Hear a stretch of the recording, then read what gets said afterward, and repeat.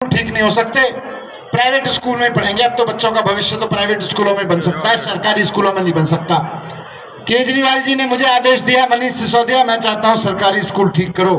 आज करिश्मा है कि प्राइवेट स्कूलों में दिल्ली में बच्चे निकल के सरकारी स्कूलों में आ रहे हैं, प्राइवेट स्कूलों में से माँ बाप वहां दाखिल करा रहे हैं और सरकारी स्कूलों के बच्चे IIT में जा रहे हैं।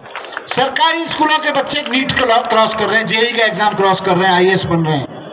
ये करिश्मा है आज प्राइवेट स्कूलों जैसी, या बहुत सारे स्कूलों में तो प्राइवेट स्कूलों से बढ़िया एजुकेशन दिल्ली में मिल रही है। ये भी करिश्मा की बात थी कि कोई पार्टी पहली बार चुनाव लड़े और उसको 3,000 से 20,000 तक वोटें मिलने लगे कई विधानसभाओं में। ये बदलाव का संकेत था। उत्तराखंड की जनता जो बदलाव चाह रही थी, उत्तराखंड की जनता भारतीय जनता पार्टी से दुखी है। भारतीय जनता पार्टी को हराना चाहती है उत्तराखंड की जनता। पिछली बार जब हम कोशिश कर रहे थे उस वक्त लोगों ने उम्मीद दिखाई थी, लेकिन फिर लोगों को लगा कि शायद आम आदमी पार्टी नई पार्टी है, हमको तो बीजेपी को पूछ लूंगा। ये तो मैं जमानत की सुनवाई कर रहा हूं, जिस दिन केस की सुनवाई होगी 2 क्वेश्चन में 2 सवालों में तुम्हारा केस खत्म हो जाएगा। ऐसा केस बना पाए अरविंद केजरीवाल के खिलाफ, मेरे खिलाफ। आज अरविंद केजरीवाल जी बाहर हैं, मैं बाहर हूं। हम चाहते मुख्यमंत्री की कुर्सी पर बैठे रह सकते थे, लेकिन नहीं, इस्तीफा दे दिया कि अब तो मुख्यमंत्री बनेंगे जब दिल्ली कहेगी। इसमें तो ईमानदारी निकलेंगे बाद में, लेकिन दिल्ली की जनता कहेगी तो कुर्सी पर बैठेंगे। और मैं दिल्ली की जनता जहां भी जा, हर जगह से लोग रो रो के कह रहे हैं हमें आपकी जरूरत है, हमें आपकी जरूरत है, केजरीवाल जी की जरूरत है। क्यों कह रहे हैं? इसलिए कह रहे हैं 870। सभी लोग इसको मोबाइल से अभी के अभी मिस कॉल करिए, और जिसने मिस कॉल कर दिया वो हाथ खड़ा उठा के बताओ कि मैंने मिस कॉल कर दिया है। मैं फिर नंबर पुकार रहा हूं 9478787870 9478787870। इस तरह का बदलाव आप देख रहे हैं यहाँ पर उत्तराखंड में आम आदमी पार्टी के कार्यकर्ताओं में जोश है, क्योंकि भारतीय जनता पार्टी को उत्तराखंड की जनता पहले भी हटाना चाह रही थी सत्ता से, लेकिन नहीं हटा पाई, क्योंकि हम नए थे चुनाव लड़ने के लिए। हमारी पार्टी उत्तराखंड में पहली बार चुनाव लड़ रही थी और कांग्रेस ने वो दम नहीं दिखाया, इसलिए दोबारा उत्तराखंड में बीजेपी की सरकार बनी।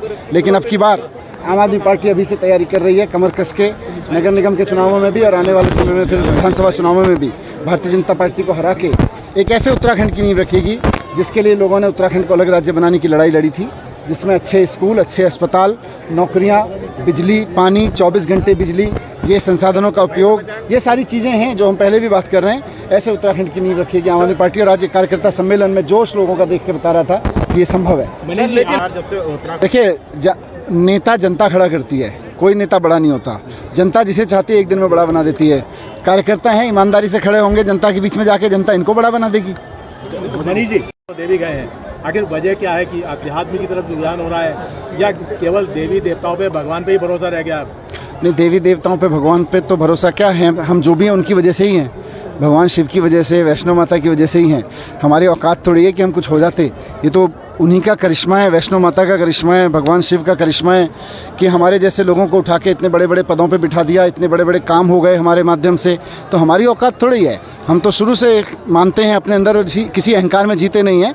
लेकिन मेरी बहुत आस्था है भगवान शिव में। मैं कल गया तो अद्भुत अनुभव हुआ, मैं जीवन में पहली बार जाने का मौका मिला इस पवित्र जगह पे, तो बहुत अच्छा लगा मुझे। भी बताया कि अरविंद केजरीवाल पर भी हमला।